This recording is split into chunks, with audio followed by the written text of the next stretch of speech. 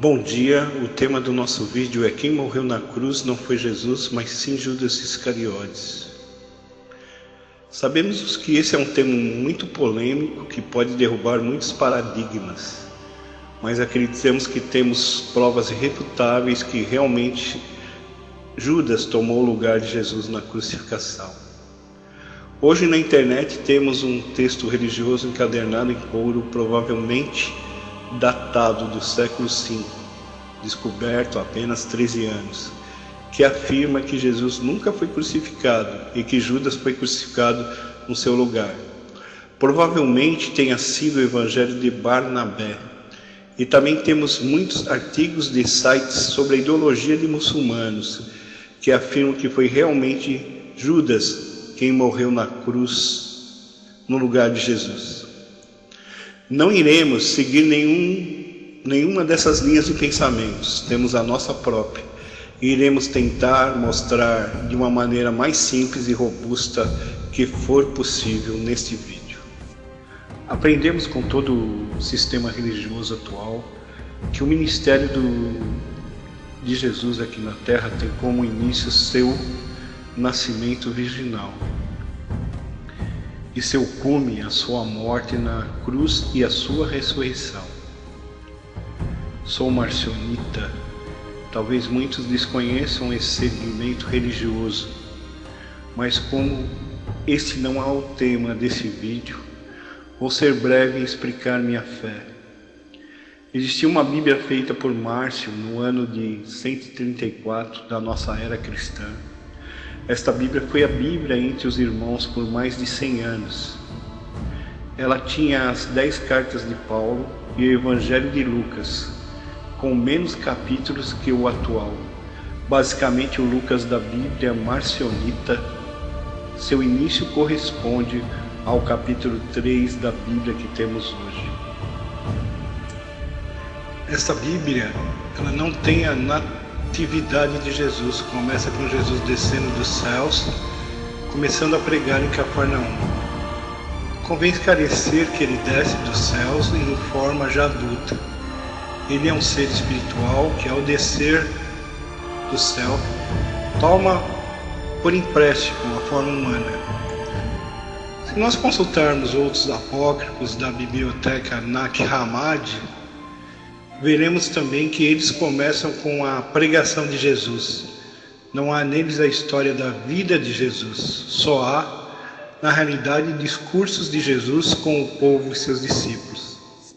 Iremos usar nesse vídeo alguns textos dos livros da biblioteca de Nag Hammadi, chamados pela Ikar de Gnósticos. Usaremos esses livros, pois não tem a mácula dos concílios de Niceia do ano de 325 era cristã, onde se ratificou esse cânon atual, que são usados tanto pelos católicos e evangélicos no mundo inteiro, aonde se adulterou, interpolou e acrescentou textos e até capítulos inteiros do Novo Testamento para o conciliar com a igreja instituída por Constantino e líderes religiosos da época, a Igreja Judaica Cristã, a famosa Igreja Católica Apostólica Romana, e usaremos as reconstruções da Bíblia marcionita do século II. A reconstrução da Bíblia marcionita, feita por Márcio no ano 134 da nossa era cristã. O livro de Lucas, na versão marcionita, começa assim: no 15º ano de Tibério César, Pôncio Pilatos sendo governador da Judéia, Jesus desceu do céu em Cafarnaum, uma cidade da Galileia, e foi ensinar na sinagoga num dia de sábado. Na Bíblia marcionita não tem os capítulos que falam da natividade de Jesus, como está em Lucas e nos demais evangelhos desse cânon atual que nós temos. Como cremos que a Bíblia marcionita é antes de qualquer outro evangelho, então ela é uma fonte segura dos fatos da época de Jesus. Em outros evangelhos também falam de Jesus desceu do céu. Ora, ninguém subiu ao céu senão o que desceu do céu, o Filho do Homem que está no céu. João 3,13. Aquele que desceu é também o mesmo que subiu acima de todos os céus para cumprir todas as coisas. Efésios 4:10. Porque eu desci do céu não para fazer a minha vontade, mas a vontade daquele que me enviou. João 6:38. Lendo esses textos, todos se alinham entre si, para não sustentar a tese da natividade de Jesus, ou seja, do seu nascimento virginal. Já temos todos esses textos da Bíblia atual, juntamente com o texto de Lucas da Bíblia Maçonita, e todos afirmam que Jesus desceu do céu, sendo a descida de Jesus do céu um fato. A questão agora é que temos que considerar: se ele desceu em uma forma adulta, como acreditar que ele nasceu no ventre de Maria? Acreditar nisso é o mesmo que acreditar que esse espírito adulto entra no feto, no ventre de Maria, nasce, cresce, aprende, etc. Muito coerente, mas vamos deixar isso para outro vídeo. Então vamos continuar. Sabemos que Jesus desceu dos céus em espírito, em uma forma já adulta. Chegando na terra, ele se reveste de uma forma de um homem. Mesmo nessa forma, ele é um tipo de ser fluídico que passa entre as pessoas, que parece e desaparece. Um tipo mesmo de fantasma. Vamos ler. E levantando-se, o expulsaram da cidade e o levaram até ao cume do monte, em que a cidade deles estava edificada, para dali o precipitarem. Ele, porém, passando pelo meio deles, retirou-se. Pelo meio deles, retirou-se. Lucas, capítulo 4, do versículo 29 ao 30. Jesus passa pelo meio deles, ou seja, ele passa por dentro dos corpos deles, como se fosse um fantasma. Muitos pensam que Jesus foi passando e o povo que queria matá-lo simplesmente abriu o caminho para ele passar. Como nós temos um exemplo na travessia do Mar Vermelho pelo povo judeu. Porém, o texto não nos deixa interpretar dessa maneira, pois não há nada, nem gestos, nem palavras feitas e faladas por Jesus que nos conduz a pensar assim. Isso é literal. Ele passa sim no meio deles como um fantasma. Voltando a Márcio, ele sempre, quando era questionado, de como era esse corpo de Jesus, ele tentava explicar como era esse corpo de Jesus, mostrando a passagem de Gênesis, ao qual Abraão recepciona os 3 anjos. Sabemos, que o terceiro anjo é Jeová, mas ele é visível, come bolo junto com Abraão.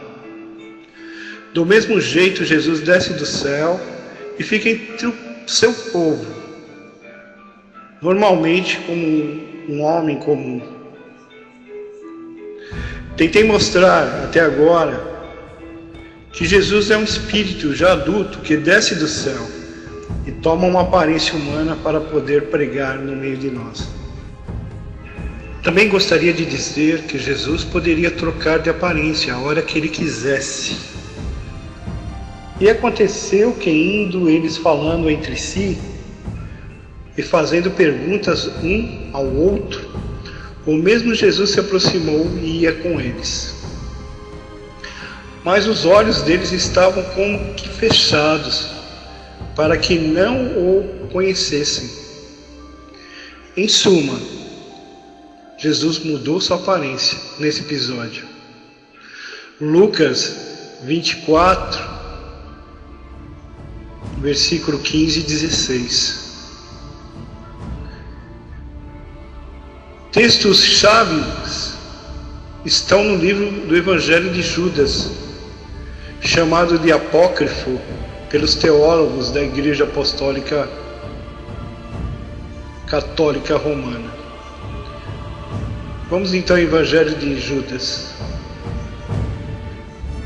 Quando Jesus apareceu na terra, realizou muitos milagres e sinais para salvar a humanidade. Desde então, enquanto alguns seguiam o caminho da retidão e outros pecaram, chamou os 12 discípulos. Começou a falar com eles sobre os mistérios além do mundo e do que aconteceria no fim. Muitas vezes apareceu aos seus discípulos não como ele mesmo, mas como uma forma de criança. Vou repetir, não como ele mesmo, mas como uma forma de criança. Esse evangelho não foi maculado pelo Conselho de Nicéia. Ele confirma que Jesus ora aparecia como homem e ora aparecia como uma criança. Então não seria tão incomum Jesus mudar de aparência quando lhe conviesse. Isso dá consistência ao meu entendimento que Jesus pôde e fez, trocou a aparência quando quis. Continuo no Evangelho de Judas. Judas era um dos 12 apóstolos de Jesus. Ele provavelmente era o mais novo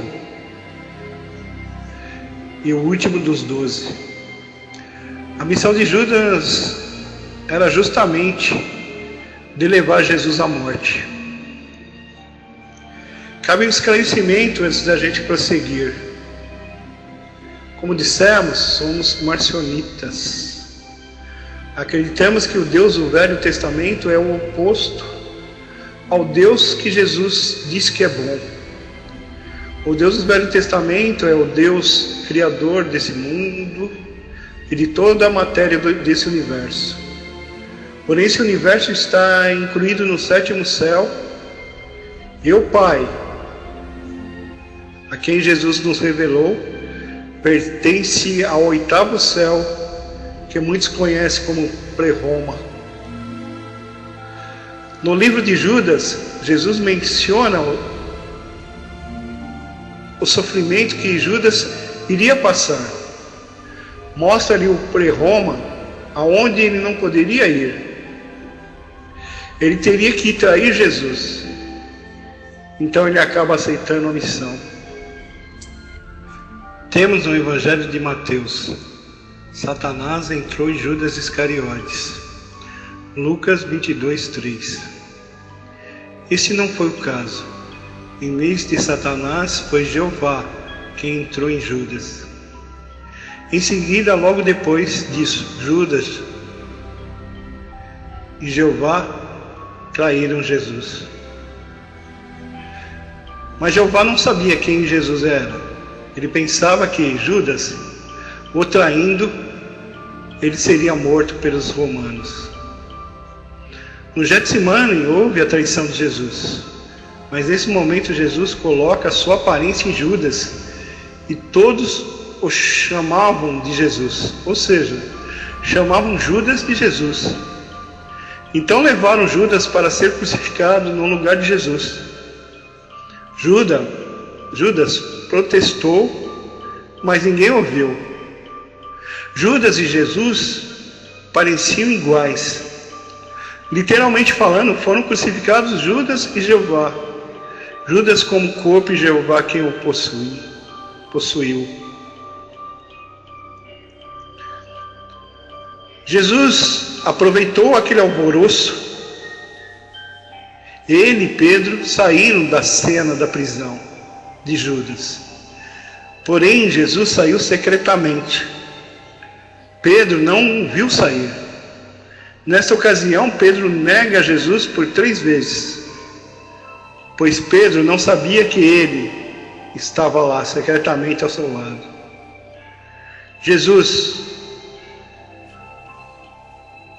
subiu ao céu um pouco depois disso. Será que Judas foi ressuscitado no 3º dia? A frase "o 3º dia" era apenas uma figura de linguagem que representa os 3 tipos de pessoas: 1, a carnal, 2, a material e 3, a espiritual.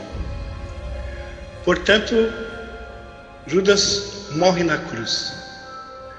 Jesus não ressuscita no terceiro dia.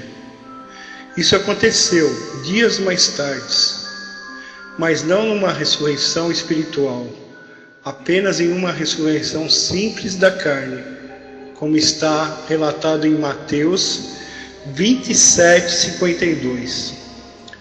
As sepulturas foram abertas e muitos corpos de santos que dormiam surgiram. Foi nessa ocasião que Judas foi ressuscitado carnalmente. Esta ressurreição carnal de Judas foi para Jesus dar uma chance de arrependimento, tanto para Judas como para Jeová. A chance dada a Judas dependeria dele cumprir uma ordem expressa de Jesus, que era para ele ir pregar o Evangelho, as boas novas de Jesus em todo o mundo. Judas o fez, mas não sob o nome dele, Judas. Realmente passou sem nome por um tempo, sendo apenas conhecido eventualmente como Judas, apóstolo da ressurreição, ou também como Paulo. Ele não queria mais ser identificado como Judas, pois como este nome, ele se lembraria do seu velho homem.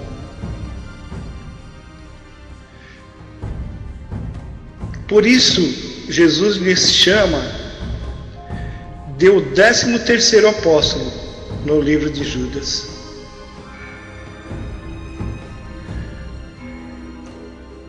Porque se eu anuncio o Evangelho, não tenho de que me gloriar, pois me é imposta esta obrigação.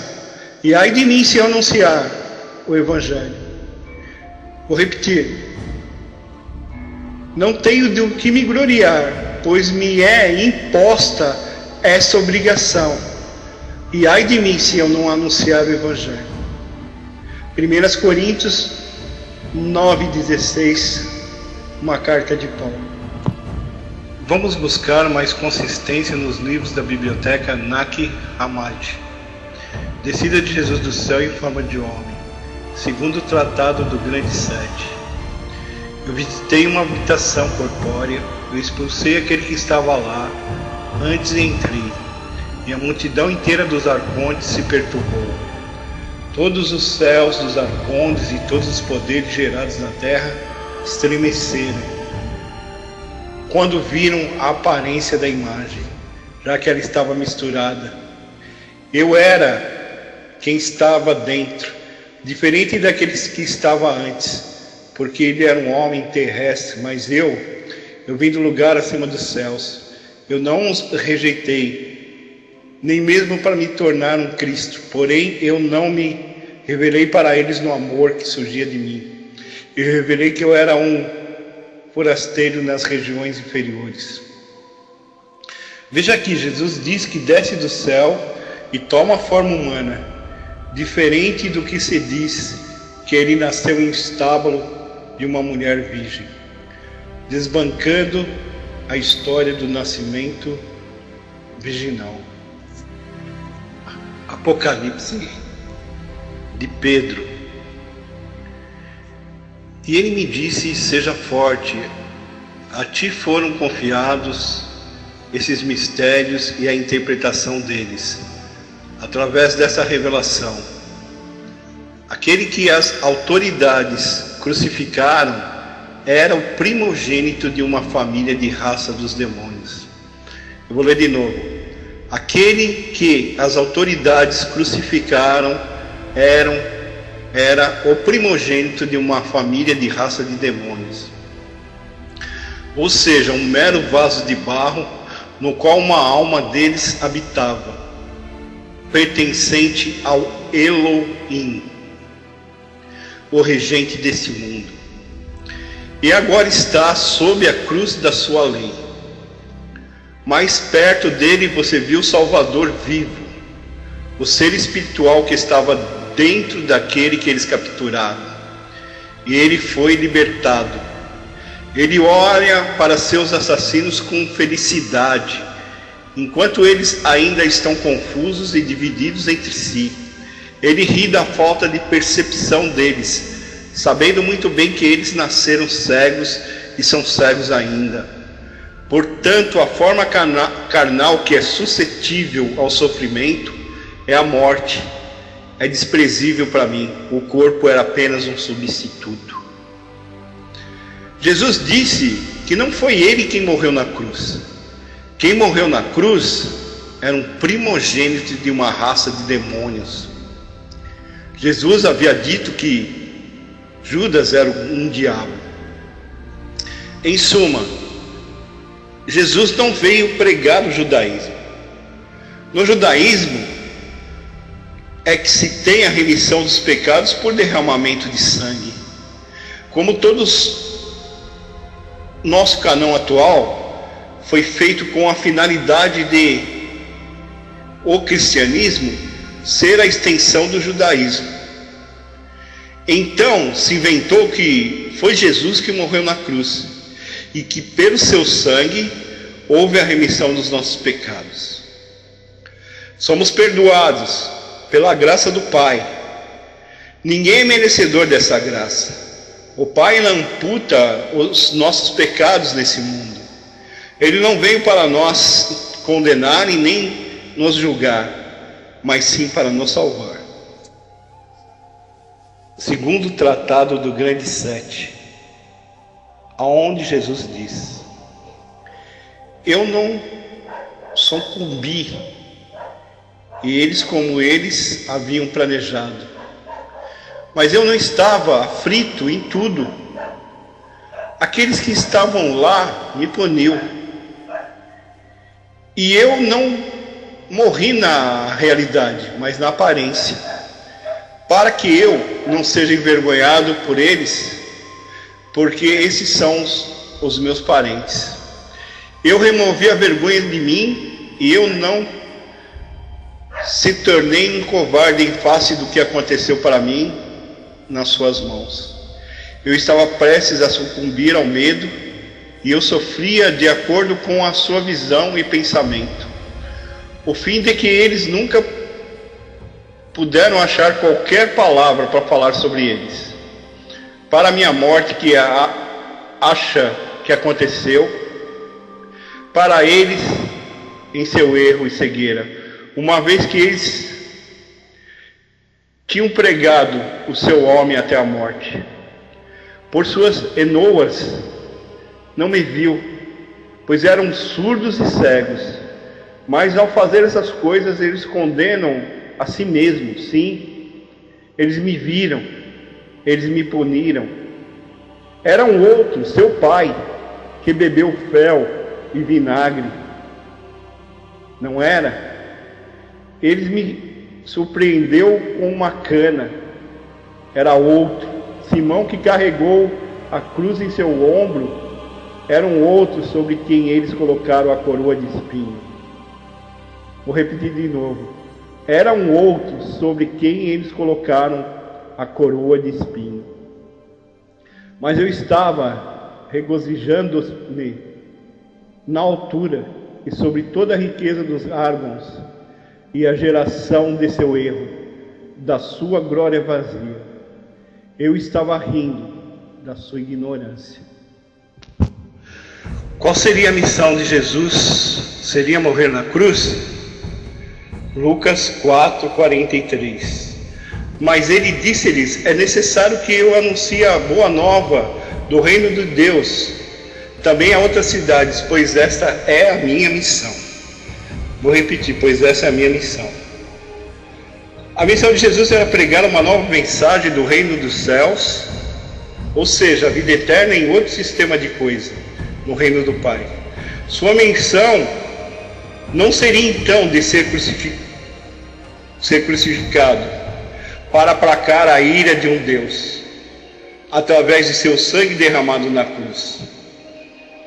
João 17:4. Eu te glorifiquei na terra, terminei a obra que me deste para fazer. Essa oração foi dita um dia antes. Se ele falou, eu terminei a obra, então ele não teve mais nada para fazer. Quando Jesus falou, terminei minha missão, ele disse isso antes da crucificação. Então eu começo a pensar, como a crucificação pode ser o mais importante evento e sem ela não há redenção? Se a missão de Jesus terminou antes. Isso me remete a pensar que Jesus não foi crucificado. João 7:36. O que significa essas palavras que nos disse? Buscar-me-eis sem me achar, e onde eu estou, para lá não podeis ir. Nesses versículos, ele não fala nada da sua morte na cruz, tampouco da sua ressurreição. Ele deixa bem claro que vai retornar da onde veio. São João 16:32. Eis que vem a hora, e ela já veio, em que sereis espalhados, cada um para o seu lado, e me deixarei sozinho. Mas eu não estou só, porque o Pai sempre está comigo. Vou repetir, mas eu não estou só, porque o Pai está sempre comigo. Porém, na sua crucificação, segundo o concílio de Nicéia, Deus o abandonou na cruz. Na realidade, o ministério de Jesus na terra consiste na sua vinda na terra, pregar o reino dos céus e ascender aos céus. A crucificação não faz parte da sua missão aqui na terra. Porque todos os teólogos da igreja do primeiro século quiseram que Judas fosse só traidor e que não tivesse salvação. Os líderes da igreja queriam que o Novo Testamento fosse um guia de que os fiéis deveriam aprender. Por isso, os 4 evangelhos oficiais são livros óbvios, claros. Os textos proibidos, como os apócrifos, que usamos nesse vídeo, eles dizem que não são esclarecedores. Dizem que são místicos, inesperados, paradoxais, mais próximo à cabala judaica. Não são para iniciados que querem se aprofundar na fé. Ao fazer suas escolhas, diz Irineu, teólogo, que selou o destino de Judas nos evangelhos. Um exemplo: por que Pedro, que negou Cristo 3 vezes, jamais teve sua virtude colocada em dúvida e não entrou na história como um traidor? Porque Pedro era o chefe da igreja em Roma, tinha que ser um herói. A igreja elegeu Judas como um vilão, já que um dos 12 deveria trair. Judas serve como exemplo para amedrontar os cristãos que não seguirem o evangelho. O cristianismo precisa desses arquétipos. Destruí-los é mexer nas bases que o sustentam. Foi mais seguro para Irineu, portanto, ficar com os evangelhos de Marcos, Mateus, Lucas e João, que seguiram todas as linhas parecidas e não feriam os princípios de que Pedro era o apóstolo mais próximo de Jesus e Judas o traidor. Agora nós vamos para o resumo. Como foi esclarecido, Jesus desce do céu como um espírito adulto, porém com a forma de um humano. Ele fala que se reveste da carne humana. Isto ele quer dizer que se fez parecido com um homem.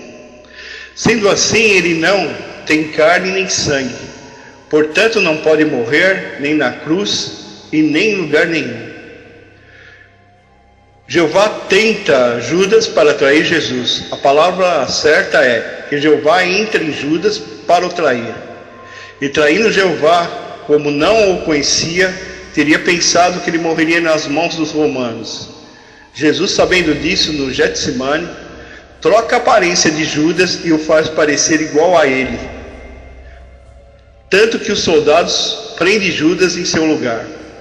Ele tenta falar isso para os soldados, mas não adianta nada. Eles o prenderam e o levam para ser crucificado no lugar de Jesus.